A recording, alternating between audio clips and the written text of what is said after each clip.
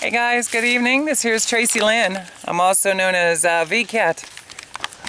Welcome to my VCat Vlog, my YouTube page. If you want to get to know a little bit more about me, it's a little bit easier if you just visit the website that should be written down here. Tracilyn.com, spelled Tracilyn.com. Once you go onto that website, you can download some free music.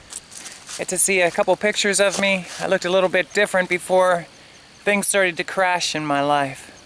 My voice started to sound a lot different too before I began to crash. You ever have a crash in your life? I've had them a bunch of times. It happens. This is the last time Tracilyn crashes though. I'll get to talk a little bit more about that in the next 2 or 3 weeks. Right now I'm up here in the mountains, just above Lickdale in Pennsylvania. I used to walk this trail often with my dog. As I told you, the mountain that's behind there, in the Lickdale area, Fort Indian Town Gap. And if you look at the map on Google, you'll see that it's the junction of 81-78. Okay, kind of that interchange there. Anyway, somewhere right around the early 2000s, especially heading closer now towards the mid-2000s, I started coming up here with my dog, and I'll talk a little bit about him a little bit later on today. Excuse me, I burped again. We spent a lot of time up here while I would be thinking. In this mountain, a lot of pretty cool spiritual encounters would start happening with me. And I'm looking forward to sharing that with you at a later date. Okay, I want to take a day and just talk about some of the bizarre, nothing to do with religion. Maybe a little bit. I want to talk about some of the bizarre spiritual encounters that I had throughout my life. You remember I told you in Jonestown, I didn't know if it was a pretend friend or if it was an angel. I didn't know what was going on, a ghost of some sort. Do you believe in those things? Do you ever have any encounters like that? Leave me a comment down below if there's something you would like to share, or feel free to email me. Maybe you have a video already posted up about sharing some stories, or maybe you have something captured on camera. Wouldn't that be great if today I'd capture a ghost or something on camera? That'd be exciting. I just heard something fall in the woods back here. That's kind of scary. I hope there's no bears back here. A few deer. I like to look at deer.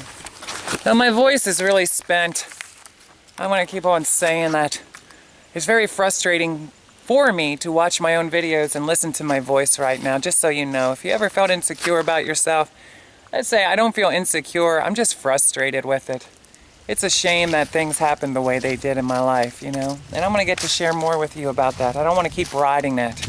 Right now, starting yesterday, hold on a minute. We're here in Lickdale, okay? I walked up and down this trail. Check this out. Deep into the mountains. Back here.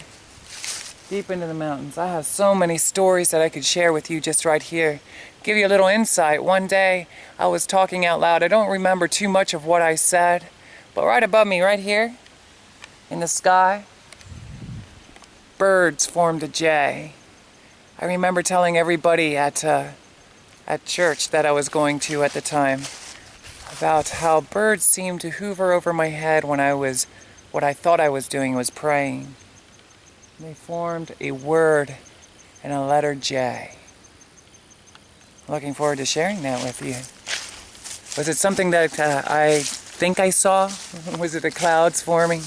I don't know. Did somebody play a trick on me? Not sure. We're going to get to talk about some weird, bizarre stuff like that. Eventually up here, Father, on the right-hand side, I want to take you to a place that when I got heavily into Bible literature during this time that I'm telling you about in the mid-2000s, I used to go up here. There's big rocks, and I would stand on those rocks, and my imagination was ignited. And I would start pretending that I was preaching to everything around me. It was pretty cool. Animals used to come out, and they kind of had a look on their face like, what is this crazy human being doing up in our mountains? You know, did you ever do something crazy like that? Maybe as you got older? Or maybe you're younger now, you're a teenager. Maybe you're maybe 5, 8. Or maybe you're 95 and you made your way up into a mountaintop and just started pretending again. I did that back in those days. I was consumed, and I'm going to talk more about that in my spiritual and religious journey. May I just say to you, to give you something to think about, sometimes I wonder if it wasn't the biggest mistake of my life. Do you ever feel that way? Get involved in a church community, a religious community, and you start wondering really quickly, years later, was that the turning point of the biggest mistake of my life? Something for you to think about. Right now I might have ruffled some feathers. I'm sorry if I did. I don't want to do that. But I'm not responsible for how you perceive what it is that I'm trying to say, even if it's not coming through clearly right now. I'm looking forward to sharing that part of my life with you. To me, it's very important. If there's anything else that I could share with you, it would be about my religious walk, my spiritual journey. Okay? There's a lot of people who are being manipulated.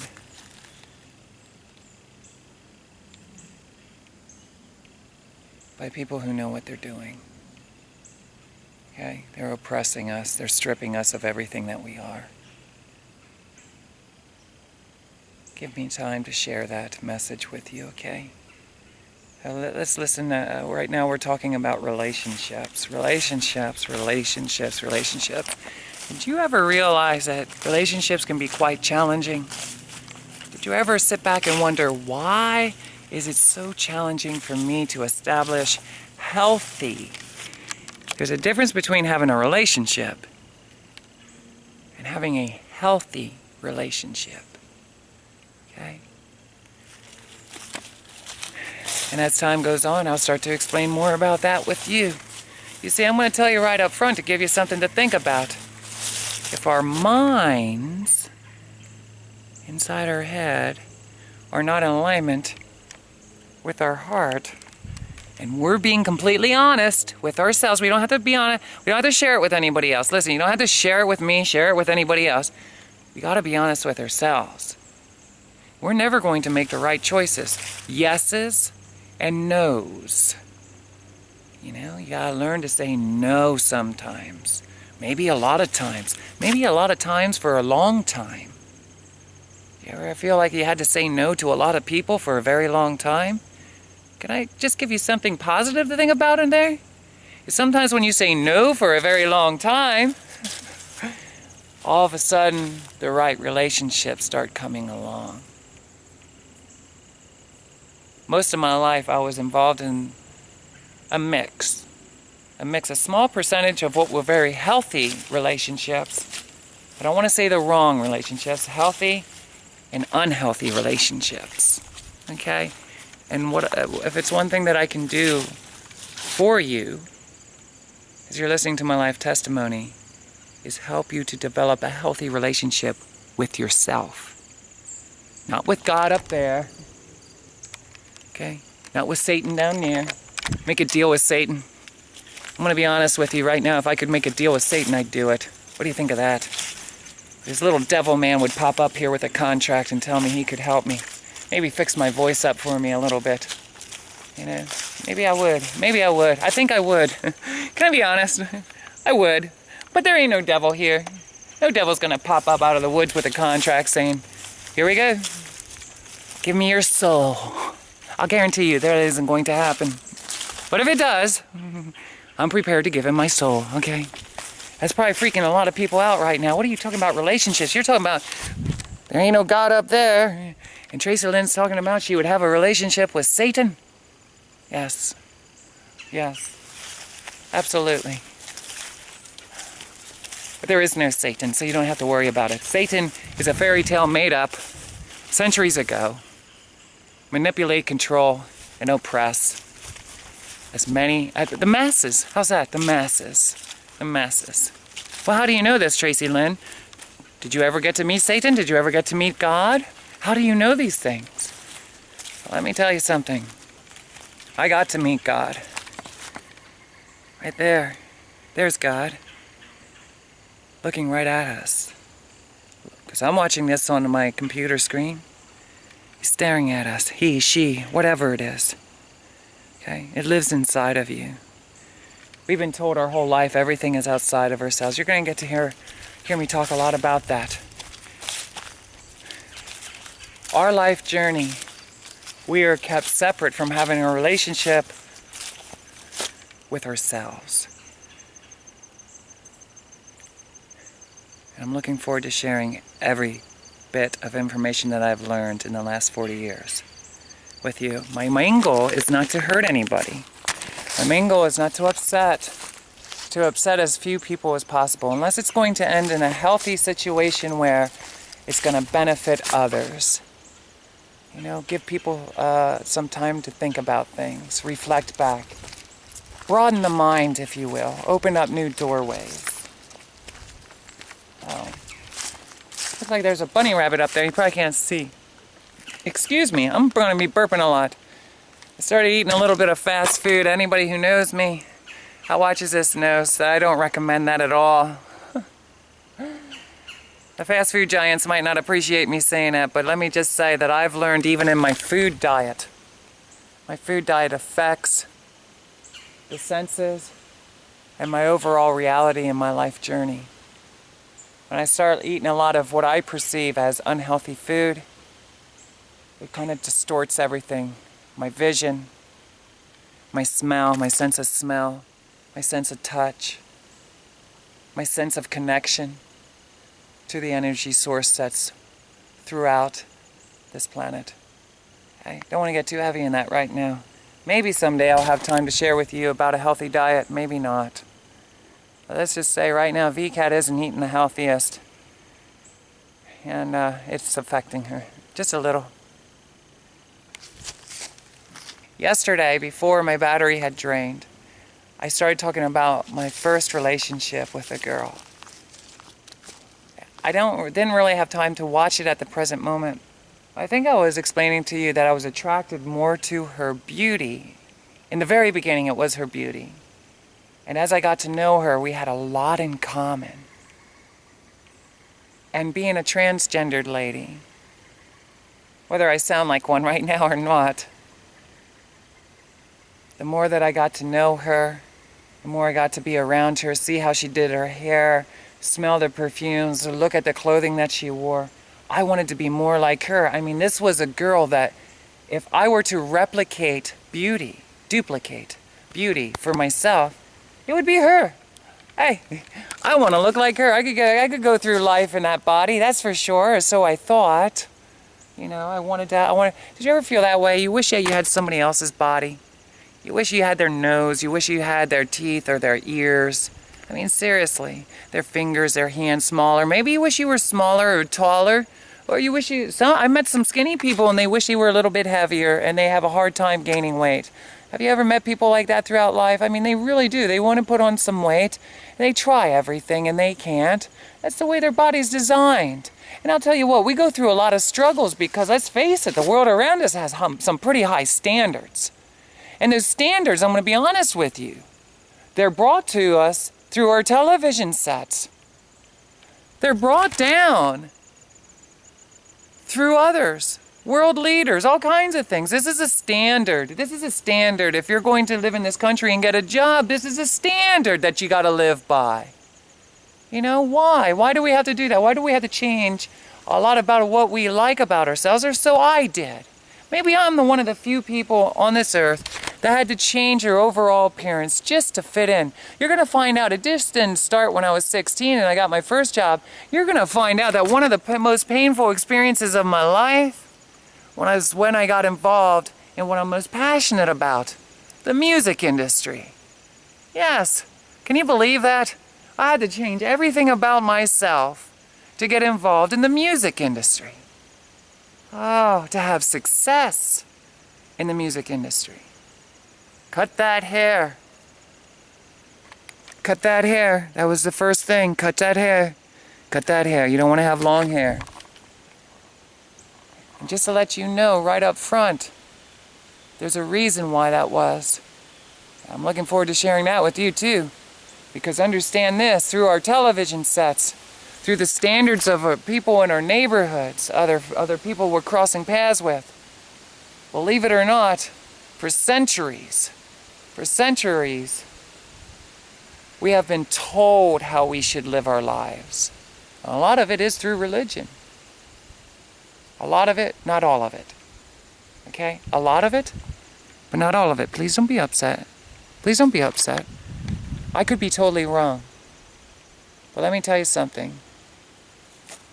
I'm probably one of the most in-depth thinkers that you will ever meet. And I spent my whole entire life. I had professionals in the industry of psychology tell me that I have to learn how to deal with it and separate it from my daily life because it will drive me crazy. Take it out in my art, take it out in my music. And a lot of people say I should have. Can I tell you something?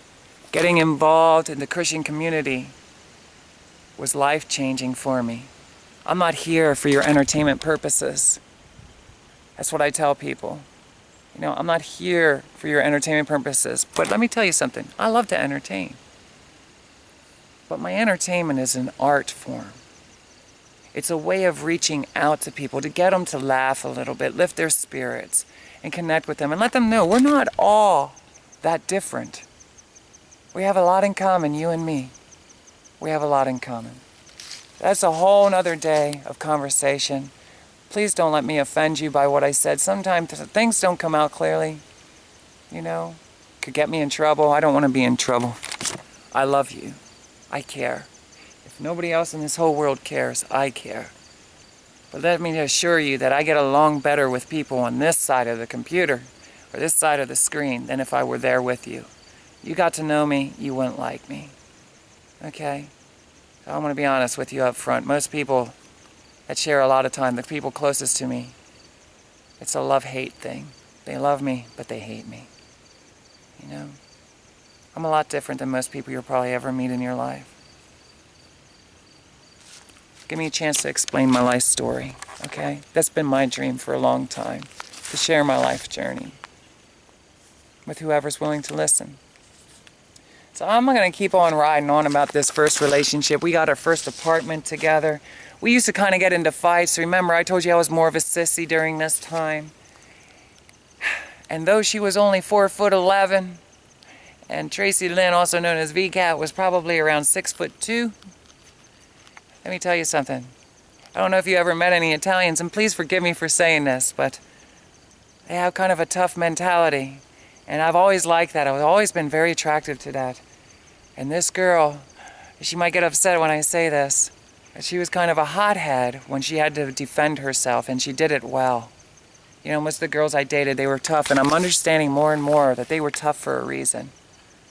Okay? They had to go through their own struggles in life and through childhood and stuff. And sometimes she'd be able to push me across the room and I would fall. Boom! Ah! On my butt. And because of what I grew up with my mother, remember I was sharing with you, my mother on Union Alley, she was almost killed. She used to get beat on a daily basis almost, sometimes, by my stepdad.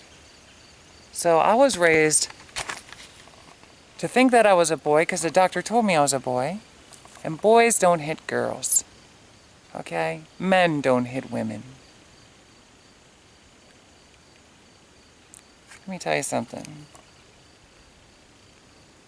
Men don't hit women. Nobody hits a woman. Nobody hits a lady. Ever. Did you ever find out sometimes things happen, conversations get heated, and as children or as adults, sometimes things get out of control, and I'm sorry about that. This was my reasoning for not pushing her back. Sometimes I did, but definitely never raise a hand. I'll remember this conversation as I'm talking about it. Tracilyn did not raise a hand. If she did, she stopped. Stop. When she had a flashback of seeing her mom on the floor in the bathroom. Please, don't fight anybody. Fighting is, unless you're a professional fighter and that's what you're passionate about, you do it in the ring, you do it professionally, that's okay. But here in the real world, let's be able to talk peacefully and in love. And when we have a disagreement, let's be big enough to kind of just walk away. You know, that's the way I've learned in life. Just There's a lot of times I had to walk away just because I don't want to fight with people. And you'll find out throughout my life, I've done that a lot. I'm not walking away though this time. I'm not walking away. I've been asked to hold back on a lot of things, and I want to share my life story. And my intention is not to hurt anybody or to offend anybody. I want to kind of spend the rest of my years or my days on earth helping each other get along. Meaning, let's figure things out. What questions do we have? Does anybody have any answers to this question out there? You know, whatever it is at the time. Maybe somebody's wondering, if a girl ever hits me, do I hit her back? You know, if I'm a boy kind of thing. I don't know the full answer. You got to handle that yourself, but I would say don't hit a girl back. You know, walk away. Walk away and cool down, okay? I've had several relationships, and I've noticed, and I struggled with this for a long time, even when I talked to my psychiatrist and my psychologist. Yes, Tracilyn had a psychologist for a long time. And let me tell you, I learned the hard way, and through many years, during my spiritual and inner search for life purposes, that instead of going to a religious community gathering, I would have been better off going to my psychologist, especially meeting my psychiatrist.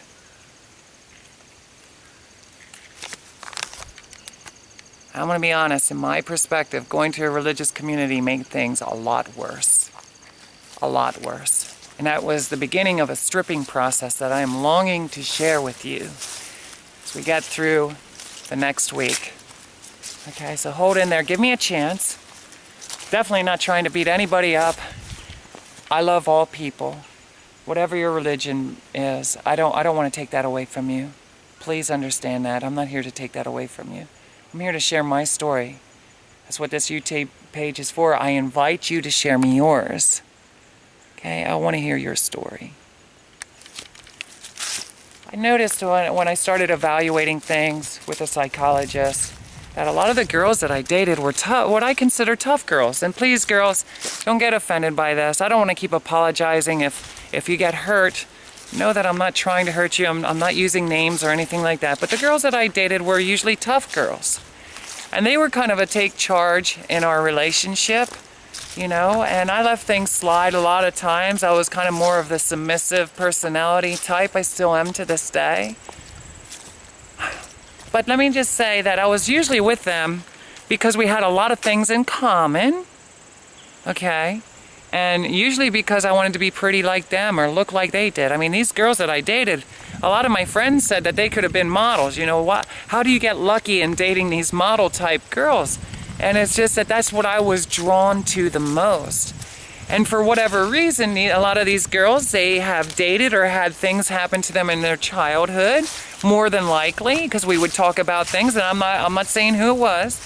But the truth of the matter is, when they meet Tracilyn, you know, she's more of a let's play and have a good time kind of thing. And, you know, although we didn't play dress up too much, some of the girls, you know, I'd put on some of their clothing and we'd laugh and we'd do whatever we did in our relationship. But I enjoyed going shopping with them. They were usually good cooks. I am not a good cook, but I learned a lot from watching them. In one relationship, with a girl that I was with, I was really excited to be with, by the way. One thing we had in common is we drank. We drank a lot. And we used to sit and talk about all kinds of things. Both going through our own struggles through life, trying to figure things out. She had a kid, an adorable kid. And for anybody who knows me as a little, from being little growing up, one of the things that I always wanted was to have my own child, especially daughter.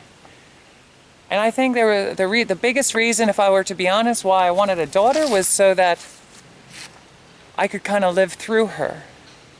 You know, if she was going to be a cheerleader or whatever, you know, encourage her to, of course, to do what she wanted to do.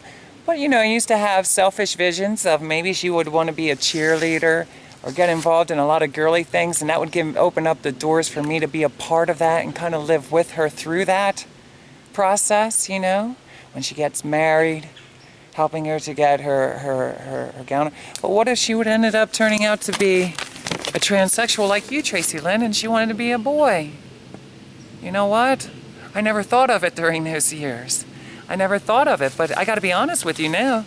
It wouldn't matter to me. Absolutely, it would not matter to me. I would be very supportive either way, however my child wants to live. You know? Or I used to think a lot of times, sometimes nowadays, they're diagnosing at a very early age transgendered children. And I'm going to explain more about that as time goes on. But can I just say that as I got older and I came out, I thought someday I'm going to adopt me a transsexual daughter. And I'm going to help her make her way through life and be all that she can possibly be from her heart, inside out, you know? Wouldn't that be great? I thought it would be great for me. It'd be a good match. You'd be very supportive of her, very protective over her. Help her to maximize her life journey. Yes. So with this girl, I don't want to talk a whole lot about our relationship. I just say she was having a lot of struggles at that time. I still talk to her. I know she's doing well. I always look forward to hearing updates. Pretty much on a daily basis of what things are going on in her life. I guess she's with somebody now or what have you, and her children are growing up. But much like my nephew, having her child in my life made it okay for me to relive my childhood. I could pretend. In the open, nobody made fun of me. In fact, she used to actually sit there and watch in admiration. She was so thankful that there was somebody in her child's life that wanted to invest quality time with her. You know, and if you're out there, you know who you are. I used to invest a lot of quality time with you. She brought so much joy in my heart. And even then, I knew I wanted to have a daughter. You know? Really bad. And I reflect back on those days a lot. Her mom and me were not the best match. Okay, I think it's obvious now. We were not the best match, but we were pretty good friends, you know? We were best of friends during that time. And I hope every day she knows that I care a lot about her. We ended up separating. That was a hard moment in my life because she had a kid. And at that time, a lot of times when people, adults, are not agreeing on something, and they do tend to split up. I've learned, you know, from my mom and everything like that. I learned the hard way going through it myself, that no matter how much you want to stay together, sometimes it's better off that there's separation. Doesn't mean you can't be friends. Doesn't mean you can't be supportive of each other in their new lives. So both of them, they played a big part in my life. Me and this child's mother used to listen to a lot of music. We used to go see bands live, a lot of bar rooms and dancing. One time, this child's, just to give you an idea of the toughness of the girls that I would date. This girl's tough, you don't mess with her. I always felt so safe with her. She might not know it, but she knows it now. I felt so safe with her. It's supposed to be the other way around according to the world's standards, but I felt safe with her, and she had an awesome brother. He had long hair too, and his friends had long hair, so I got to hang around people that would not normally hang around with me as a kid growing up. You know, and I'll talk about that more in my school life. Can I just say, but being with her, she defended me even amongst her friends because she didn't let her friends dictate who it was that she was going to be dating.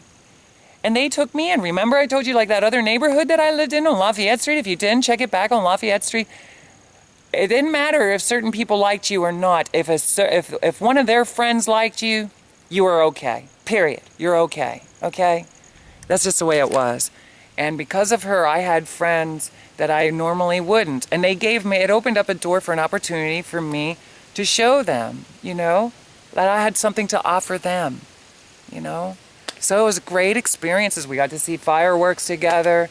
A lot of times, I guess, on the weekends, if I'm not mistaken, at times, the child would get to go to its other parent, and we would get a lot of time alone, and a lot of time we partied. And I had a muscle car at that time. I don't think she cared for that too much. She wanted me to kind of step up in class. So I think it was cool that she kind of initiated me to move forward.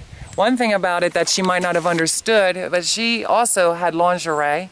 And I don't remember if I wore it in front of her or not. I know that I got things for her. And when I would look at her in this clothing, I was basically living through her. I would go out and get outfits that I was attracted to, buy them for her, and in my mind I was thinking, wow, you know, I'd love to wear stuff like that.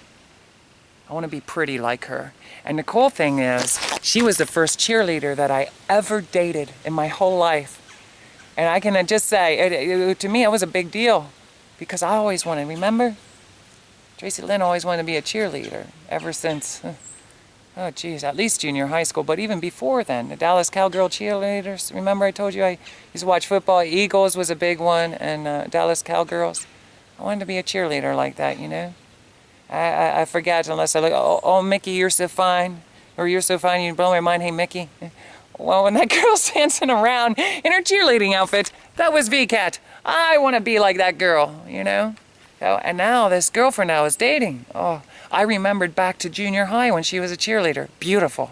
Beautiful. A lot of the girls, you just remember that as a kid growing up.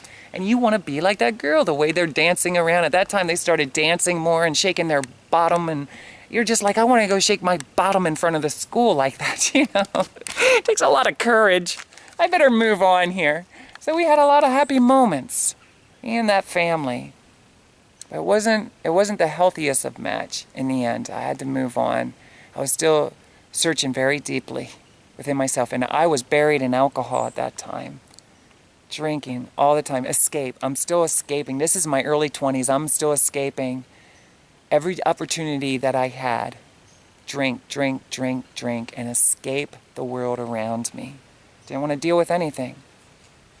No, I love you guys. I love you guys, you girls, you ladies, very, very much. And I'm so grateful. You'll find out in the end that as I begin to talk, some people I lost in my life for a season, and some people came back even after I came what they call out of the closet. Very interesting story there, and can I just say, you know who you are. I'm not going to tell anybody over the internet like this, but may I just say, no words can express to me, or to you, how much that means to me, because you have no idea how many people turned their back on me when I first came out. It wasn't an easy process for anybody, me or them. You guys came back into my life. You ladies did, and I'm very grateful. Thank you. Thank you for not turning your back on me and leaving me forever. You know, I look forward to seeing your story updates, your daily updates. You make me laugh. Thank you for letting me be a part of your life. There was a couple other girls that I dated. One of them had a different color hair. She had red hair. And I remember that I was always curious about people. Remember I told you skin tones, the way people look, their physical appearance. There was always mystery about a lady with red hair. I was just always curious. I'm an explorer. I'm an adventure seeker in different ways. You know, maybe not in these mountains here, but in the mind, through the mind. And I want to find out if a lot of the things that people tell me are true or lies. Are they lies? You guys lying to me? I want to know. She has red hair up here. Is that red hair somewhere else? I'm going to find out. I'm going to date myself a girl with red hair. Kind of silly, isn't it? We don't need to go any further. But can I just say, in this relationship, it wasn't a healthy match. It just wasn't a healthy match. We were good friends, had a good time. She sees this. I hope she knows I care about her a lot. She had a younger sister. And let me tell you something, much like with this other girlfriend with a child, I got to do things that I have put away for a long time. Now this here is probably in my teen years, but understand, I told you that my imagination began to disappear probably on Union Alley, started to fade away when depression hit in. And then by the time I got into Lebanon Village, I'm looking for escape. This is shortly after that. I'm still escaping, a lot of drinking. And I'll be honest with you, there were seasons of marijuana, but I was never a purchaser, so to speak. It was usually people that I knew throughout my life journey or I would bump into. You know, even different companies that I worked for with different supervisors or what have you.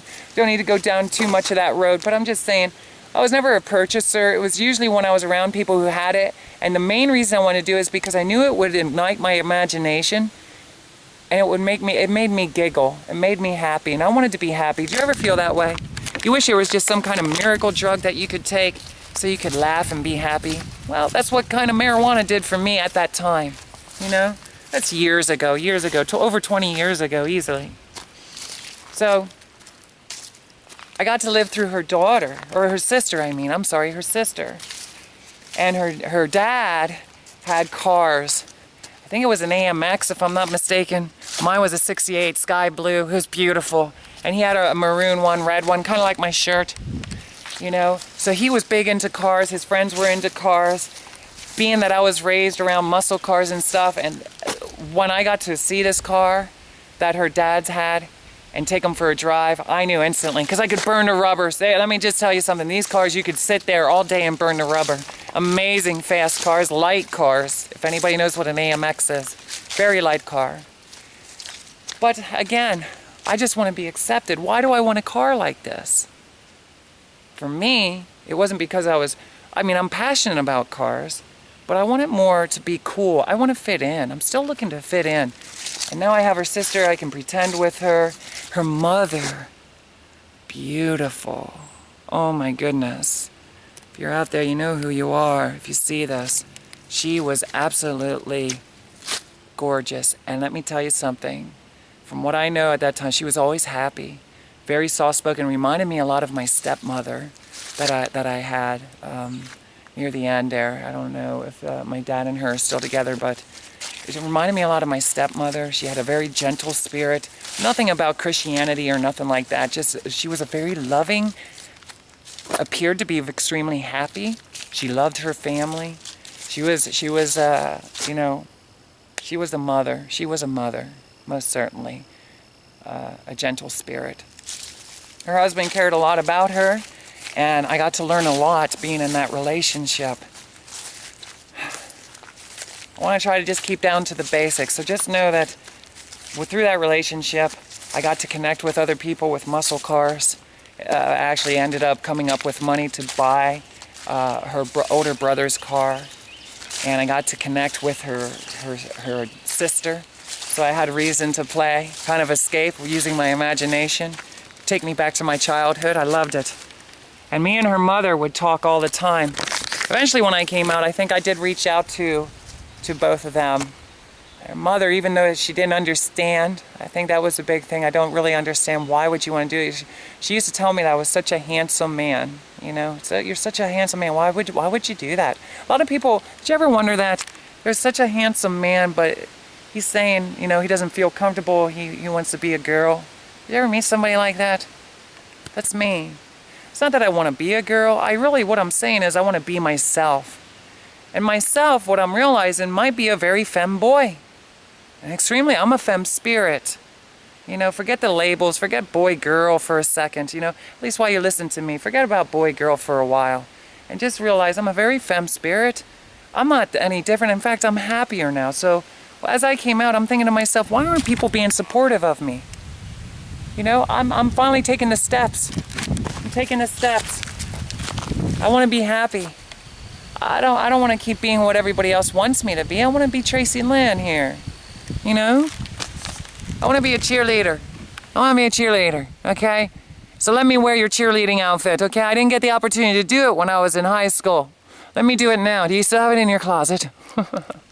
Maybe you could be nice and teach me a couple cheerleading cheers. Is that what it is? Cheers? I don't know. Let's just face it. I just want to wear the outfit, okay? And go flirt with the men for the night. Can we do that? Can we just dress up like a cheerleader and go flirt with men? That sounds like fun. We can tell them that we're with the NFL or something, you know? That'd be great. That would be fun. So here, I talked about some of the relationships, and I want to talk about two more specifically. But can I just tell you that, in all honesty, as I grew up, I had probably 5, maybe 6 what I considered girlfriends, but really only 2 of them. 2 or 3 of them were like major relationships. I mean, serious investment in trying to make them healthy, in efforts to make them healthy, or if they were healthier than most relationships I was with. I kind of fooled around. It was kind of like a numbers thing for me, you know, with different people that I grew up with, whether it was my cousins or family members or talking to my brother. You know, I remember dating girls and trying to, what they call, score with them, just for a numbers thing, so that you could share it with your friends, some of the stories. You know, I got this person, I got this person, I got that person, and that drove that car, because we used to hang in town all the time. And I gotta say, I usually kept pretty quiet about it, because although everybody else was doing it, I really didn't want to. To me, it wasn't, I'd rather just be with my girlfriend, you know, whoever it was, because I'll be honest with you, and you'll find out, I didn't really enjoy intimacy with girls a whole lot. Kissing was okay, but I didn't really care for it that much. I feel more comfortable to be with a guy. And I think I said that many times. You'll find that out as I talk more about my relationships and coming out as a transsexual. Okay, what it was like for me. So, with that being said, can I tell you that I'm sorry to all those girls that I fooled around with. I mean, it's what we do. It's what we all did. So I'm sure some of them, they just simply don't care. You know, we were free spirits having a good time. But, you know, sometimes I was just using people. And this was usually when I was out of relationships for a season. I got very lonely. I missed that company. Do you ever feel that way? Remember, I told you, the first girl, she was my best friend. This other girl with a child, she was like my best friend. You know? Give you an idea of what I meant by tough girls that I would date. This one with a child. One time we were at a local bar here in Pennsylvania. I want to tell you, it was called Frog's Hollow. For anybody who's listening to this, it was Frog's Hollow. And we used to go out dancing a lot, and I always wanted to learn how to dance, but the whole thing is that it's either in you kind of thing or it's not. I guess you can learn a little bit. But let's just say that I grew up as a kid dancing, but in public, on a dance floor, unless I was really drunk. You ever get like that? If you're really drunk, you can dance, but if you're not, you're too shy. That was me. So we used to go out there and we would get drunk, and I would admire all the girls dancing and the way the guys would kind of hang around the dance floor, you know, walls of guys all around. And I used to think, I want to be a dancer. I really want to be a dancer, period. And you'll learn more about that. I actually wanted to be a stripper. You know, and I had my seasons. I had my seasons of stripping. But let me just say that during this time, I wanted to dance with all the other girls, because they kind of danced in a pack. You know, it'd be a whole area on the floor of girls, and then the guys would be out on the dance floor dancing with the guys, talking about the girls, you know, and I guess the girls were talking about the guys. I don't know, I wanted to be with the girls talking about the guys, but instead I'm with the guys. A very confusing time in my life. Guys, you know who you are. I'm sorry, but it's true, you know. I wanted to be with the girls dancing. The guys, though, were really cool. I had a lot of good friends, you know. So this is what went on in that bar. One time, I remember with this girl, we were there, and I had longer hair. And let me tell you something. I used to dress borderline girl. So there's guy clothing that you could wear, and you would actually look like, you'd be kind of confusing. Is that girl clothing on you, or is that guy clothing? And because of the tags are a little bit different for a girl and a guy, like it might be a 28-inch waist or a 26 waist, and with a girl, you know, you have size 5 jeans. I don't know if you're educated with this or not, but size 5, 6, 7, 8, or 4, 3, 2, 1, 0, you know, kind of thing. But they're different. They're labeled differently. Why? I don't know. Why do they do that?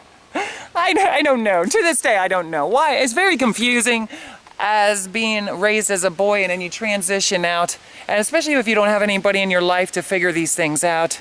You know, you're kind of guessing and you got to try them on. I got a whole story to share with you. Oh, what a nightmare coming out was. I needed my girlfriends at the time to help me. And they ran from me.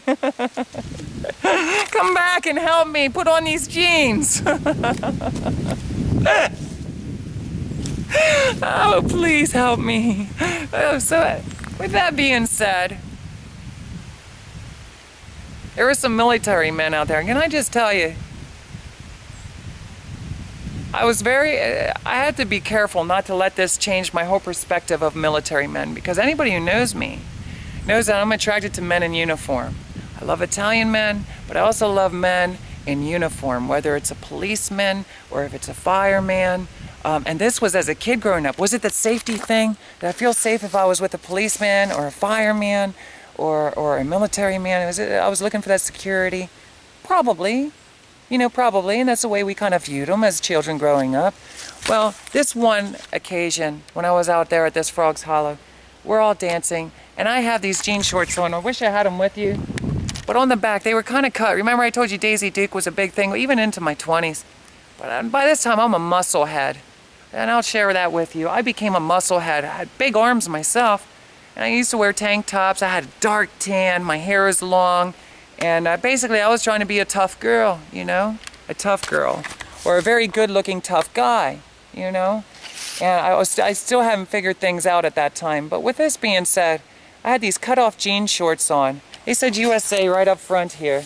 Okay, I don't know if anybody ever saw them. I found this place that I could go online to buy very sexy man clothes. Whoop, there we go. Sexy man clothes. And on the back of these was the American flag. Did you ever want to wear the American flag on your butt?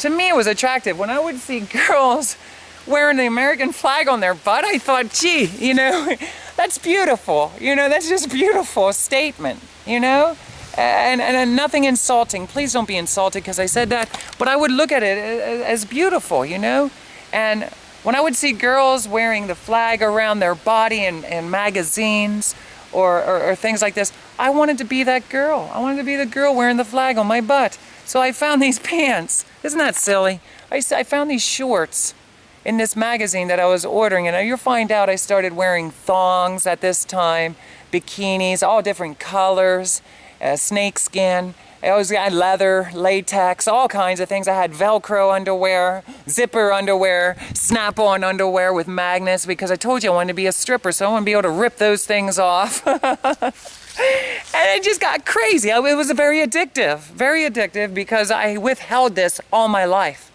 And now I found this clothing attire I could get online nowadays, but it was in magazine catalogs. And I can just tell you, I went totally crazy with this place. Ordered a lot of clothing from it.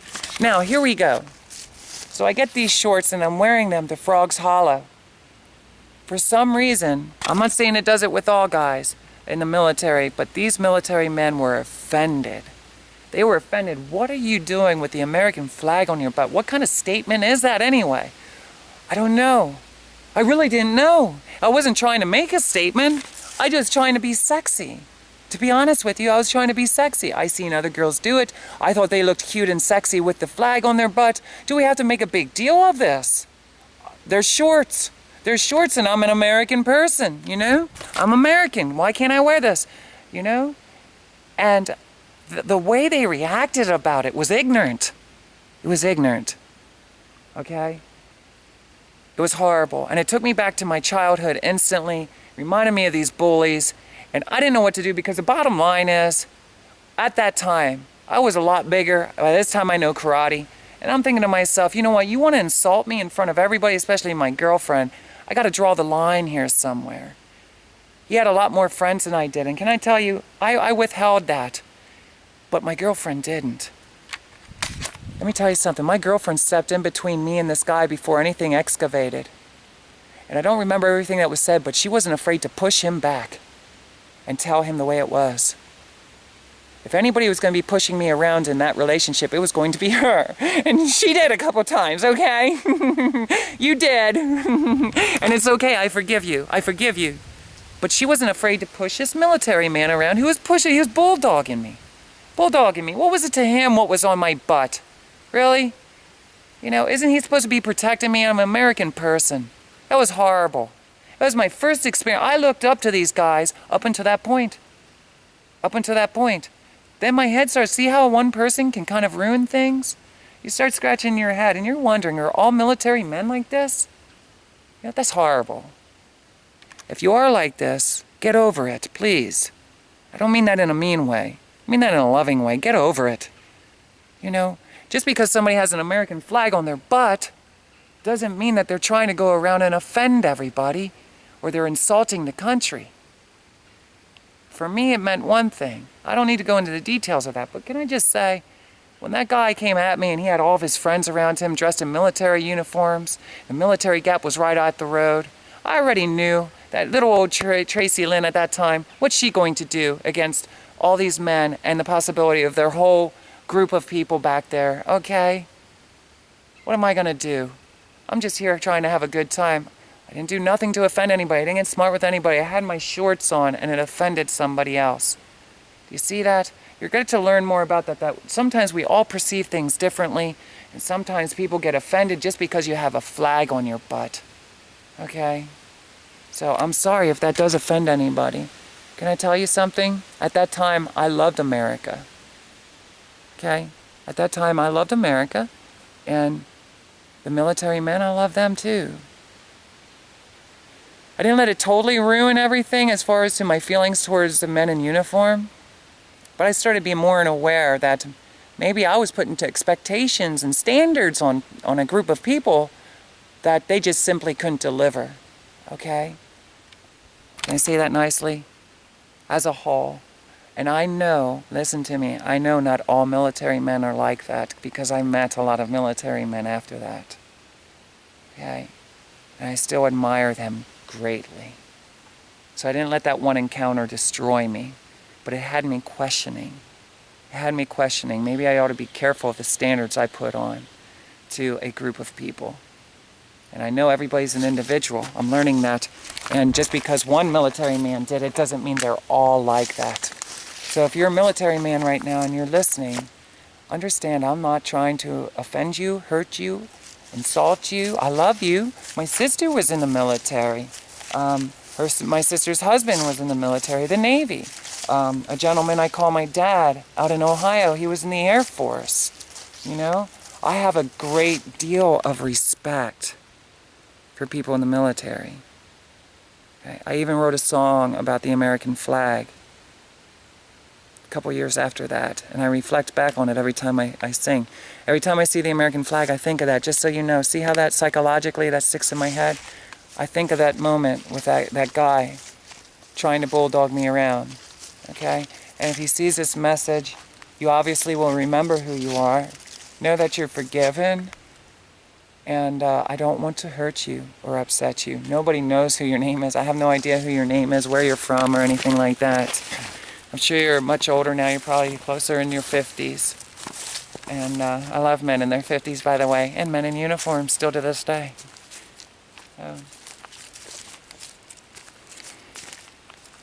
That was a hard time for me, believe it or not. Obviously, I got a little worked up there. You know, my energy level started changing a little bit. You know, but when things like this happen, don't you get confused?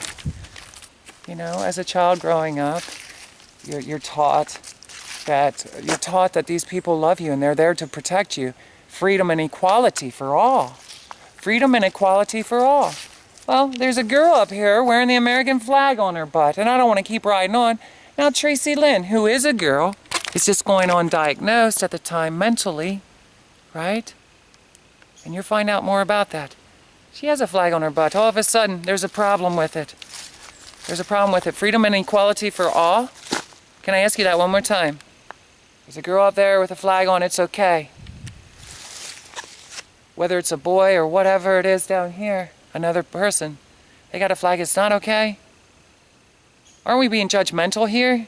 I thought this is a country for freedom and equality for all. That's what went through my head. Why can't I do what I want to do without being harassed all the time? I don't want to be harassed every day of my life just because I want to dress a certain way. I don't want to be harassed because I like a certain drink or because I like certain cars or I hang around certain friends. You know, I don't want to be harassed all the time because I have an earring in my hair, in my ear, in my nose. I don't want to be harassed all the time. Do you want to be harassed all the time because you just want to be free and enjoy yourself, decorate your body the way you want to? Just because it lifts up your energy and it makes you feel good? You know? That's how I feel a lot of times. As I go through my life, everything that it seems that I like, it seems that it offends other people. I don't want to offend anybody. And that guy back there, I'm sorry if it offends you that I'm sharing this story, but I do forgive you. I forgive you greatly. And I'm not the same person I was back then. And you will find out that as I stepped into the adult entertainment industry, I had the first opportunity to explore with a lot of military men, and I love them. I love them a lot. And I still have a great deal of respect for them. My sister was in the military. Gentleman I call my dad also.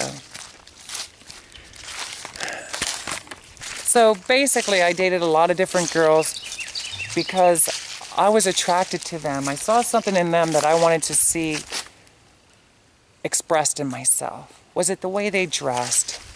The lingerie that they would wear for me? Was it their facial features? Was it their hair? Okay. What was it about these girls? Why did I date them?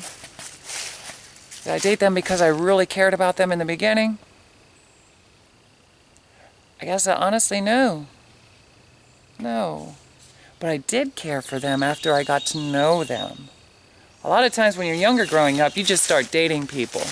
There's not true love at first, you know. It might be a humane love. You know, we can love a complete stranger, of course. We love everything. I love these trees. I say I love you all the time. A humane love, but in the same token, it's not like the worldly love in relationships where you take time to get to know somebody and you start to fall in love for them. You start loving more about them, the ways about them. You learn more about them, you fall deeper into love with them. And most of my relationships, that's the way it went. They started off really quickly. It wasn't based on a falling in love kind of thing. You asked somebody out the day you met them, and you started talking to them and then starting to get to know them. Where now I'm realizing the smartest and the wisest thing for me would be to take time to date someone, see if there's common interests, common likes. Are they okay? Are they secure? Being that I'm attracted to men, are they secure enough to be with a transgendered lady, a transsexual? You know, walking down the street? Because that's very important. You know, I don't want to be living in the closet the rest of my life. You know? So with that being said, a lot of times it was because I saw something in them that I really desired myself. I think a lot of us, we go through our lives, sometimes it is that. But let me just say that it was something I saw in them that I either saw in myself or I wanted to see in myself. Okay? But it was never because of something they had outside of themselves. Meaning, it wasn't because they had a fast car. It wasn't because, you know, they had a house. It wasn't because they had money. Because usually, in a lot of the relationships, I pretty much started having money myself. That was one thing. Remember, I told you I worked a lot. So, you know, and a lot of times people date people for a lot of the wrong reasons, things outside themselves. But in a way, wasn't that wrong? I question myself sometimes. And I know these people, they forget. It was years ago. We all go through our relationships and we're trying to figure out things in life. Well, I learned over the years it's better to take your time, get to know somebody, share some time together. Do you enjoy swimming? Do you enjoy the beaches or whatever? You don't have to enjoy everything together, but are you finding out that you're sharing a lot of quality time together? Because let me tell you, you'll find out that the first girlfriend I dated and the last girl I dated, they were my best friends.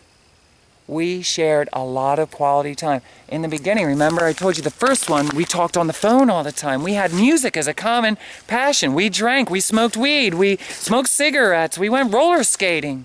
You know, we shared a lot of time together. It was like every day, as soon as we got home from school, we're on the phone. I'm riding my bike over there to share time with her. I'm getting along with her sister. Her family is, it just feels like it's my family, you know, like I belong there. And I love all of them. They're so wonderful. And usually, that's what ended up happening in my last relationship. Okay? But before I get into my last relationship, and know this right now, I'm going to try not to go into too much detail now, but a little bit later when I come out as transgendered, you're going to find out that how I got my name, Tracilyn. Okay, so that's going to kind of give things away a little bit with some of the relationships I'm talking about. I'm putting that seed into your mind right now. Putting that seed into your mind. I'm not going to say why. You're probably like, what is she talking about? She's weird. Okay, I'm weird. I'm weird. I'm weird. Just mark my words. When I start talking about coming out as a transgendered lady, you don't want to miss this. Subscribe to my channel now.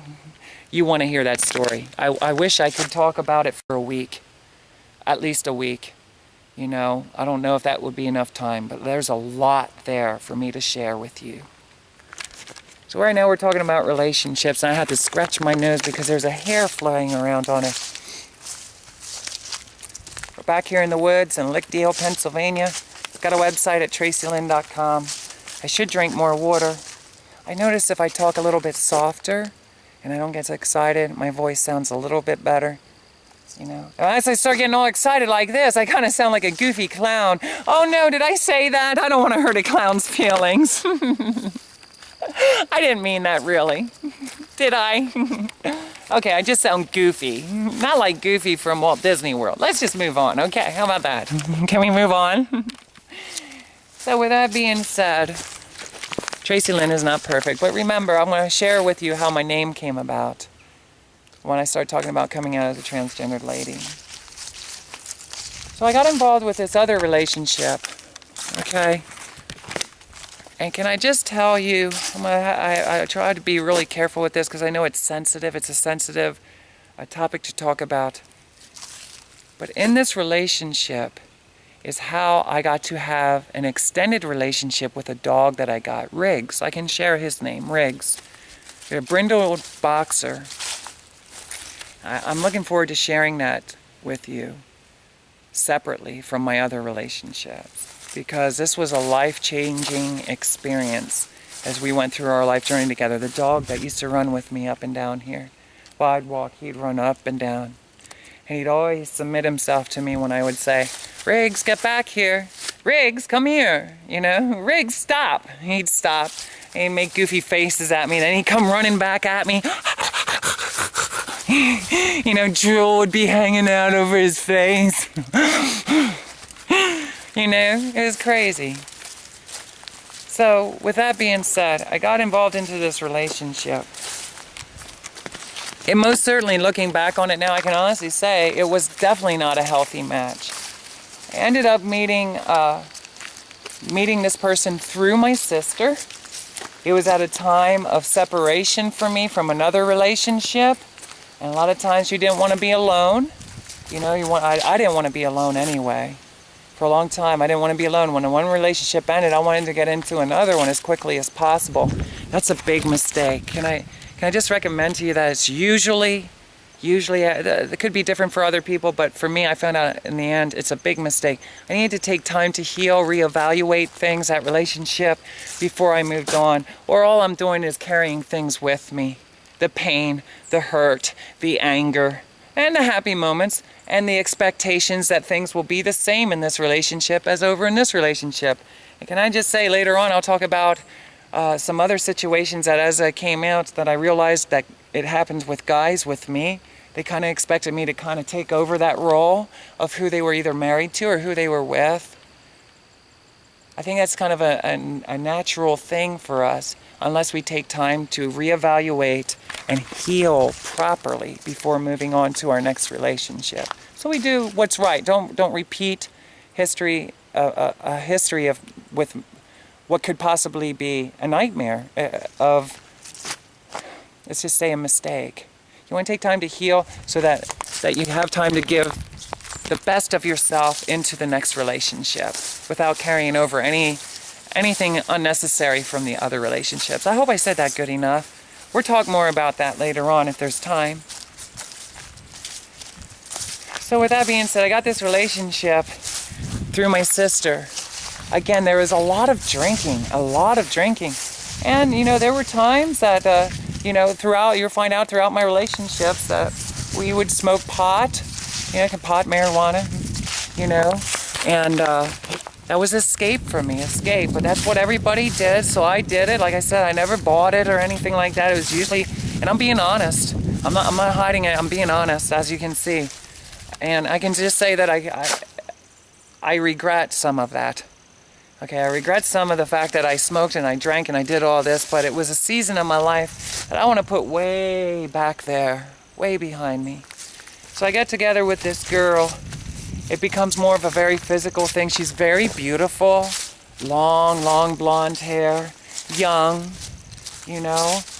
And I've noticed myself through this relationship that I was doing the same thing as the one with the child, is I would buy outfits, and it was almost from my personality, my perspective, it wasn't that I was demanding, but I was pushing the issue of her dressing the way that I wanted her to dress during our intimate encounters. You know, that wasn't fair, was it? It wasn't fair. And you know who you are, I'm sorry. I'm sorry because I know it wasn't something that was cared for, you know. And sometimes when people pressure us to do stuff, even into adulthood, we start doing it, even though we don't want to. So I'm sorry for ever doing that. So some people might say, oh, that's not that big of a deal. You were just asking her to wear lingerie. You wear lingerie and boots. One of my biggest fantasies, of course, and still to this day, many people will find out, I love to wear boots. All kinds of boots. Furry boots, ankle boots, you know, boots up to the knees, thigh-high boots, you know, leather boots, boots with zippers, boots with strings, lace, all kinds of boots. You know, I've always had this fascination with boots. Cowgirl boots, you know, hiking boots, all kinds of boots. I'm a boot girl. I do wear heels sometimes, just in case somebody's wondering. I do wear heels sometimes, but let me just tell you that unless it's a request, most time I'd prefer to wear boots. That's me, being honest. Okay, maybe a little too honest. So I remember getting her boots and things like that and asking her to wear them. Without going into any detail, I just know that she wasn't comfortable with that. She didn't like that. You know, that it was very obvious that I was trying to live through her a little bit. So I guess she kind of felt in a way like I was trying to make her my slut, you know, or make her a whore or something like that. And can I be honest with you? I gotta be honest. I more or less kind of did this with all my girlfriends. And they would ask me, you know, different girlfriends would ask me, are you trying to make me a slut? Are you trying to make me a whore or something? You know? Because I would ask them about being a stripper. Did they ever think about being a stripper? Did you ever do this? This is pretty deep stuff, isn't it? But I would ask girls like this. And can I tell you? I'm going to be honest with you. I'm not embarrassed about it at all. I wanted to be an exotic entertainer. I wanted to be a stripper. You know, but I was too insecure. I was too scared to go do it. I mean, at that time, everyone's telling me I'm a boy. Me. Yeah, I know you're laughing at me right now. Well, it's very obvious you're a boy. No. I'm a lady. Give me time. Right now, my voice is pretty bad, and trust me, everything about me, the energy is very femme. You know, maybe it's just my perspective. You think so? You think I'm defending myself? I don't want to be a masculine boy. Oh, you're hearing my story. It's very obvious that I am more of a very femme, submissive spirit. With that being said, all my girlfriends I've done this to, and I'm sorry to all of them. But I was trying to live through them. If that was my body, I would be thinking that all the time. If that was my body, I'd be making money. I'd be out dating all these guys. I would be living a life out in Hollywood, California. I would be living on the beaches and islands. I would be living the life, you know, kind of thing. I would use my body to get everything in life that I wanted. That's bad, isn't it? Maybe a little bit too much I'm sharing with you, huh? I can't help how I felt. I'm being honest. And if anybody else out there right now is listening, if they were to be honest, they would fantasize about stuff like that too. Because we all want to, we watch television, you know, we listen to the radio, and we think a lot of times these lifestyles are being flashed before our eyes, and we think, this would be a great life. But can I tell you, I'm learning the best life is when we allow ourselves permission to be free to be ourselves, and we connect with others who appreciate who we are. And we can share together the things we're passionate about in life. You know? That's what I want to do. Don't you? Do you? I mean, if you're a football player, you want to play or football with other people who want to play. You want to be a cheerleader, you want to connect with other cheerleaders so you can work on the art of that, you know? Be the best cheerleader you can be, or maybe it's riding bike. There's guys that I've met that they rode bike for years, you know, and they went across country, or some of them entered in competitions, you know, but they connected with other people. Well, that's the way I am as a musician. I always longed to connect with other people who were into music, period, you know. And same with the entertainment, you know, and Tracilyn, she wanted to be everything. She wanted to be a cheerleader, she wanted to be an exotic dancer. And when she saw those, what they call dirty movies, yes, I wanted to be in the dirty movies too. I wanted to do everything. Everything I saw. I want to be on television. I want to be Sandy. I want to be Janet. You know, I want to be all these people that I'm seeing in the TV guide. You know, isn't that crazy? It is crazy. But it's my truth. It's my truth that I started to be honest with myself with. So in that relationship, we spent a lot of time drinking. I think it was very clear and very obvious that she was not happy being with me. She really longed to be with somebody else, and I don't want to talk about their relationship or anything like that. Later on, after we had separated, they got together, and I believe they're still together, and I'm very grateful for that. That's awesome. And she's another person. Let me tell you something. You have no idea. That came into my life after I came out, and she accepts me. She made it very clear, I don't understand, but I accept you. And can I tell you something? You don't need to understand. Nobody needs to understand. What means more to me than anything in the whole world is that you accept me. You're still my friend, even though we went through things together. Just know that. Same with the girl with the child, and I'm hoping some of the other girlfriends, like the first girlfriend I was with, if anybody's out there, I want to be her friend. Maybe she needs somebody like me in her life. Not all the time, maybe just to say hi once in a while. Have a reality check, you know, because getting through this life journey alone can be very challenging. And sometimes when different people walk out of our lives, we think a lot of negative things. We think, well, they would never like me now, or they hate me, that's why they left me. You know, we try to find understanding. And can I say, understanding sometimes is valuable, but it's not as important as an accepting. People just want to be loved. We just want to be loved and cared for. Don't you agree? Am I wrong? Am I wrong? I could be wrong. But I think most of us just want to be accepted and loved and enjoy life together. We want to smile. You know? That's what I'm here for. I want to make you guys smile. If you're going to insult me, insult me. Laugh at me. Laugh with me. You know? Let's laugh together. Right now I would go skipping through this grassland, if you will. I'd be afraid I'd trip. And you guys would be laughing, but I might sprain my ankle. I don't want that to happen. I want to take you somewhere special up here as I'm talking about these relationships. We're almost done with this one. We eventually got a trailer out there at Indiantown Gap. Remember, I'm still flashing back on some of these memories of things that happened back at that bar. And other things that happened to me in my childhood. I was one for reflecting back, reflecting back, reflecting back, reflecting back. I want to understand what's going on. Where's my happiness? Did you take my happiness? Is my happiness inside this camera? I believe it is. Believe it or not, I believe this is what makes me happy. Sharing my life story. That's what I've been wanting to do forever. And I want to do it as respectfully as possible. I know sometimes I start getting worked up when I'm talking about things. And I'm sorry. This is the final process of me removing the poison from me. Okay? I have to do this. I have to do this for a whole lot of reasons that maybe I don't even understand. I don't need to understand. I don't need to understand everything, and I realize that now. I probably don't want to understand. Okay? I don't want to understand some things. I love everybody I was with, still to this day. Some of them for the very healthy reasons, some for the wrong reasons, but there was something to learn in every relationship that I was with. Oh, let me tell you, I could talk for months, a whole year on what I learned in these relationships.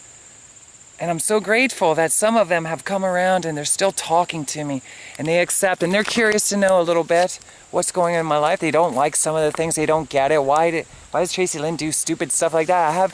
I have videos of me in a diaper, and I'm sure there's some of them scratching. Why is she doing that? What an idiot. Why is she doing this? I don't know. Can I be honest with you? I don't know why I did it. I like to wear diapers, and you're going to find more of that out.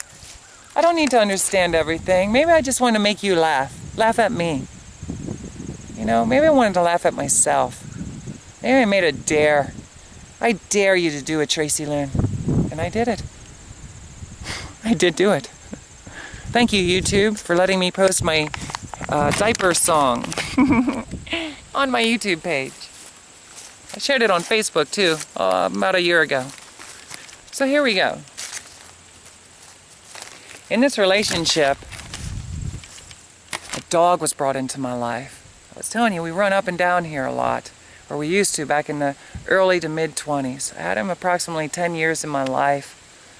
This is a very sensitive subject to talk about with the lady that I was dating at the time, because I got him through that relationship. I'm just going to go through the basics with you. I've realized, and I rethought this over and over again, no matter how I say it, she's going to be kind of hurt about it. But I'm going to be honest from my perspective. She has the freedom to say anything she wants to. Understand this, I love you. I love you. And I see things as I've seen them. And I don't want to hurt anybody's feelings. So I can't say it any nicer than that. Nobody knows who anybody is. That's the way I want it to stay. But my dog, my dog was everything to me. But it wasn't everything to me in the beginning. This lady really loved animals. She wanted to have dogs. I told you about the dog story with my family, about how he almost killed my grandfather. If I didn't tell you, he almost killed my grandfather. If you want me to emphasize on that or talk about it a little bit, I can share more about that. But first, he attacked my other sister that I loved dearly when I was living on Chestnut Street. And then I think I did tell you that he ended up attacking my grandfather, because that was the next home that dog went into. Then after that, we took it to a farm. Okay? Very, very scary experience for me. Though I wasn't there, it was scary to know that this happened. And the stories, to hear the adults talk about it, oh, it was terrifying, terrifying. So I'm terrified of dogs now. Cats are okay. They get you fleas. You might have allergies to them and stuff like that. Cats have kittens in your sock drawer. Remember I told you that? If you didn't, check out Chestnut Street. I'm going to start labeling these now as Chestnut Street when I have time. But it would be like my fourth home, fifth home, something like that. With that being said, she had a dog, and I felt really bad in the beginning of a relationship, because at that time she was kind of looking for a place to live. She was staying with my sister. That's how I met her. I understood, because I didn't talk too much about it, but there was a season of me being homeless and stuff, so we had that in common. We loved to drink. We loved to party. She was a great person. She loved country music, got me into Shania Twain. Let me tell you something. I was influenced, especially because I love music, for different genres and different personalities through the people and relationships I was with, because I love music so much. At that time, she loved Shania Twain. And we would go to my sister's house all the time, and we, because she lived upstairs. At that time, I lived downstairs. My brother lived downstairs. He owned half a house with the Italian man that I was talking about back on Chestnut Street. I know this is all over the place, but my brother actually owned a house with two other guys, half a house, and only him and my mom's Italian husband that I was telling you about, he lived there years later, even after the divorce. And I got to live there after I ended up becoming homeless myself for a season. I'm staying at this house downstairs. My sister's living upstairs. And I used to go upstairs and hang out with these two people. And I got to know her family, and I would end up going over to her family's house. Well, this girl had a dog, a beautiful dog. And I know that this is very sensitive to talk about, so I don't want to talk about that too much. But for whatever reason, at that time, I was just being honest as I see life, for me, from my perspective, even to this day, because I had to sacrifice my relationship with my dog when I got homeless again. So notice this will come back later on, and you'll see what I mean. but because she needed a place to live, and under all the circumstances, I felt very strongly that I want to help her. I really care about her. And I remember sitting down and talking to her. I want to help you, but I can't help a dog. I just couldn't do it, you know? And that was a hard thing to do. So eventually she got rid of that dog. That's a whole long story. I know it's very upsetting to her, and I'm sorry because I know how much our pets mean to us. But you'll find out in the end I had to do the same thing with my dog after 10 years because I had to make a judgment call. And I couldn't expect people to take care of me and my dog at that time, okay? So I'm trying to be as graceful about that situation as possible. Well, later on in our relationship, we ended up living at that Fort Indian Town Gap in a trailer. And I was working for the masonry company. I was working with her brother. And let me just say, we went to work and we drank every day almost after work. It was either at my house or his house. And our families were kind of connected together. You know, the only thing is I didn't hunt. He hunted, but I would love hanging out with the girls. I would hang out with my girlfriend at the time and his girlfriend. He was a very soft, gentle spirit, so we would have a lot of common, but the main thing was music with him. Outside of that, he did hunting, and hunting just wasn't for me. Remember, I'm a deer spotter. To me, I was raised to look at them as absolutely beautiful creatures, and I'm not saying there's anything wrong with people who hunt them. I had to go through my train of thinking with that for a long time.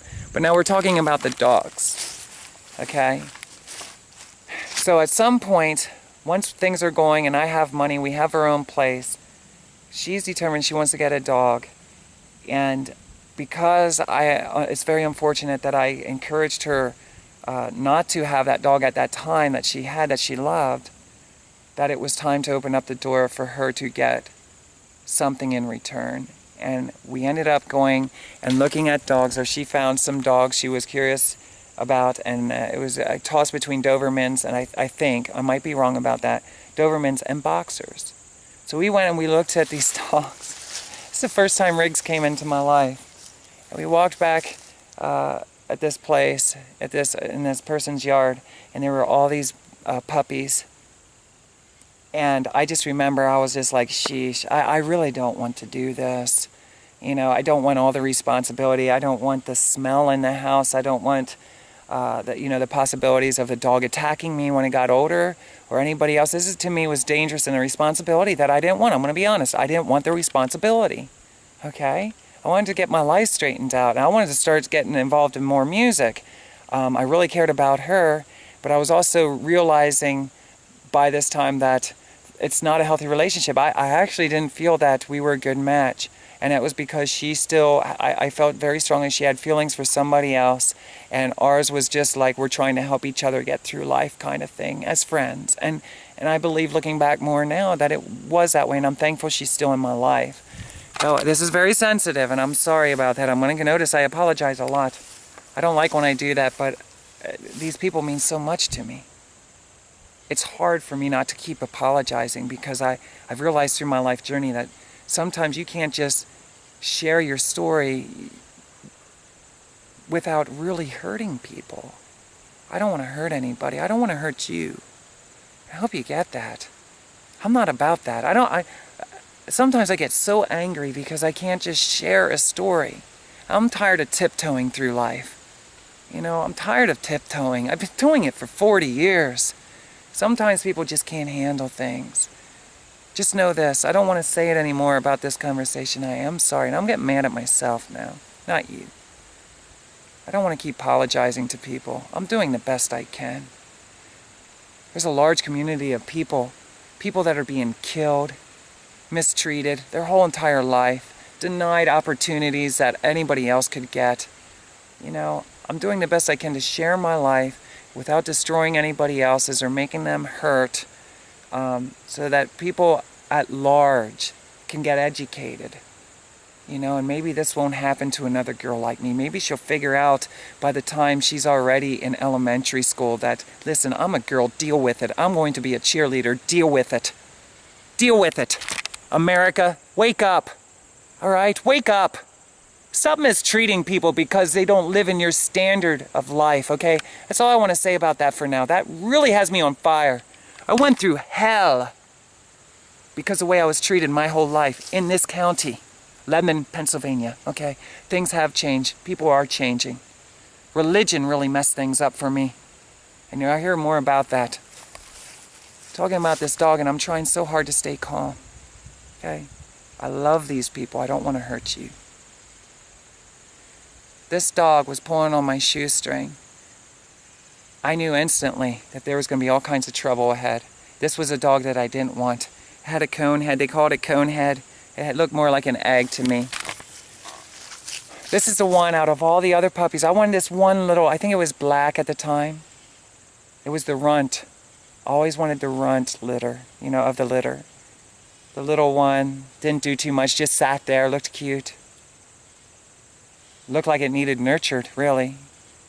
So I was drawn to this puppy, as I am throughout my life. It's usually the one that seems to be the outcast. That's what I'm drawn to. Needless to say, she laughed and she said, I want the one that's pulling on your shoe. She didn't say exactly that word, but basically that's the one I want. And I thought, this is going to be a miserable life for me. And can I just say that in this relationship with this dog, that I would end up coming home tired, hating my job, scared of heights, liking the money, liking the friends I was working with. But I knew that I wanted to do other things. I was listening to country music. Once I started listening to country music, but don't get upset when I say this, but I started realizing that I have talent. You know, I started listening to this country music, new country. There was an outlet for my talent. How's that? There's an outlet for my talent because new country now is starting to sound more like 80s rock and roll. And I'm thinking, here's an outlet for me. If I could just be a country singer, you know, because I'm starting to get older, so I feel. I'm in my 20s kind of thing. And, you know, I started practicing again.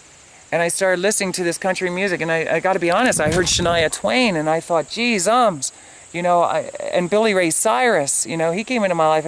And I'm like, wow, when I listen to this stuff, that reminds me of a lot of the 80s rock and roll that I used to listen to. You know, a little bit different, but close. And I thought, well, I can do this. You know, I could really do this. It seems something realistic to me. I don't know why. I hope this isn't offending anybody in the country music industry, because I'm not saying anything other than it seemed like there was an outlet for me to go, you know, getting to know myself kind of thing. And I loved country music as a kid growing up. And I was introduced to that through my mother, okay? So I didn't really care for much. How about this? The older country I was raised that it was a lot of sad songs. And I don't want to keep on playing that. And when rock and roll in the 80s started transitioning over to Pearl Jam and a lot of the other stuff, at the time, it just wasn't for me. It just didn't. I was a glam band kind of thing. You know, I loved all the glamour rock bands that were out there. Though things turn around and you'll find out that I started loving and appreciating country music in later years. Now Tracilyn loves new country music. So I'm going to be putting my foot in my mouth with this. It's kind of challenging. I'm talking in a circle. Bouncy moments. I love all music. Remember, I always said that. At the time, I wanted to be like Richie Sambora, Bon Jovi, C.C. DeVille, you know, Mick Mars, Vince Neil. You know, I can go on and on. I wanted to be like these guys, and I got to talk about my music. Give me a chance to make this right, listening to my music. History. Would you do that, please? If you're a musician, if you're a country artist, will you please just give me a chance to explain it at another time? I'm going to do it this week yet, okay? I'm not trying to put my foot in my mouth, but let's get back to the dog. I don't want to hurt anybody. Let me tell you something. No music is easy. It has to come from the heart. Okay, I know that now. So here's the thing. Check this out. And let me tell you, stuff that comes from my heart wasn't easy to digest. Okay? Or process or any of that other thing. To give birth to. Okay, so here we go. I'm going to shut up about that for now. So we get this dog home. And when I would come home, it would never fail. You know, dogs, pets, sometimes, no matter how well you take care of them, they have odors to them. Odors get around the house. You got dogs running in and out of the house. You got mud in the house. And you know, if they drink, he was very sloppy when he drank. So his drool, he drooled a lot. So that drool's all over the house. His drink, his food, he's tracking food all over. he's in a pen and he doesn't want to really be in the pen. And I'm thinking, I'm being torn apart here. This is so cruel. This dog is being kept in a pen, but yet it's the best thing for us. You know, so that's bugging me there. I don't like that. What is the best way? So now I'm trying to weigh out what's better for this dog. And can I just say that he used to even eat the sides of our... He would eat our furniture, you know, the sides of the walls of the trailer. He would scratch it or he would gnaw on it. Gnaw on it. I mean, this thing thought he was a beaver. You know, let's just be right down to the point. He thought he was a beaver. And, you know, this was upsetting to me. I'm renting this trailer, and I'd come home and I would see this stuff. So can I just say that when you have that situation there, it increases unnecessary stress. I mean, plain blunt. There's a household trying to survive. You're trying to meet each other's needs. And all of a sudden, you know, now this beautiful dog, notice I said beautiful dog, gets entered into the picture. There's all kinds of things. It just, to me, it's unnecessary stress. It's unnecessary stress. That's the way I felt. So with that being said, I know there's a lot to learn in this relationship with this dog, and you're going to find out. There were times like he got his ears docked. Did you ever see a dog get his ears docked? They used to be floppy, but she really insisted. She wanted to see his ears docked, so they kind of cut him and had tampons in his ears for a while. And I remember this was affecting me strongly. Remember, I didn't want a dog. I didn't care for dogs. I was scared to death of dogs. So now this dog's in our house. He's smelling it up a little bit. And, you know, I'm just like, I don't want this responsibility kind of thing. Well, when that happened, when I saw his ears get docked, all of a sudden I had compassion for him. Did you ever feel that way? You didn't really want this dog or an animal into your life or something into your life or someone. And all of a sudden they get surgery or some kind of alteration done to their body. And you see them, you can tell they're hurting a little. That's how it was for this dog. And me. Later on, of course, a lot of people, they get their dogs what they call fixed. So that they don't go out and have puppies or for whatever reason. And I'm not 100% clear what the reasoning was for it, but I just knew, I guess, that we weren't going to breed him. And it was coming up on that time. I don't know how old he was at that time. Was it 3 months? Was it 6 months? I don't know. I don't remember. But I do remember when he got fixed, the removal of his testes, if you will. And I'll never forget when he was sitting. I used to lay on the couch a lot. I was getting heavy by that time, doing a lot of drinking, a lot of unhealthy eating, a lot of pizza. Not that I don't want to upset anybody when I say I was eating a lot of pizza on a regular basis, a lot of unhealthy food. I was drinking a lot of beer and smoking a lot. And all I did is lay on the couch watching television. And here's this dog on the love seat. And I saw what just happened to him. You know, I'm getting ready to lose some timing here. So when this battery goes dead, I'm going to switch it over to the other side of the memory. Finish up about this dog and another relationship I was in. So when that dog's laying there in the love seat the one day, I looked over at him. And he had his cone wrapped around his neck so that he wouldn't be able to get down there and kind of chew away the stitches kind of thing. Or whatever, play around with the sore that happened through the surgery as he was healing. And I instantly had an overwhelming compassion for him. And can I just say, in all honesty, before that, I'm sorry that I did this. But I wasn't extremely nice to that dog because I left the stresses of everything else that was going on in my life. And coming home to the house and seeing the way it was with things a little sloppy or drool or whatever the deal was, you know, fur on the couch, just a little bit, you know, or like with his food being tracked around the house, him gnawing away on the trailer that I didn't own. Okay, but I had to be responsible for. We had to be responsible for. Okay, these were unnecessary stresses. Plus, I'm dealing with this, being transgendered. Okay, because remember, I'm asking my girlfriends if they're pretty much dressed up like I wish I could. I wish I had the strength to dress up like. I'm putting pressure on. It's an unhealthy relationship, good friendship, but unhealthy. And the thing is when I looked over at that dog, with all this compassion and mercy, instantly, I knew I was changed forever. Forever. Did you ever feel like that? Something happened instantly, changed forever. I called him over, and can I just say that I used to smack his bottom. I was raised, you smack bottoms. Well, I used to smack his bottom, sometimes with my hand. He had little tiny butt cheeks. Sometimes I'd smack his bottom with my hand. Sometimes we'd use a rolled up newspaper. I'm not saying she did, but I did. You know, sometimes. That's the way I was taught these things. And can I tell you, I regret it. I regret it deeply. That dog became my best friend. That dog taught me just about everything I know about life. Kind of weird, huh? How could a dog teach me just about everything I need to know about life? It was a dog that accepted me and loved me despite everything that I'd done wrong. It's a dog that in a second, no matter what you were going through with him, would turn around and he would just make that moment 75,000 times more enjoyable. Okay? We shared our life together for many years, but what I'm getting back here, he's my best friend, you know? I mistreated him in the beginning, and I am sorry. I am really sorry, but let me just say that if we wouldn't have had the relationship we did, things might not have worked out the same. I'm sorry I ever mistreated anybody in my life. But him, I was really sorry. And that moment I knew I was changed forever. He was so scared to come over to me, but he did, and he laid his head down on my chest, and he had that cone on.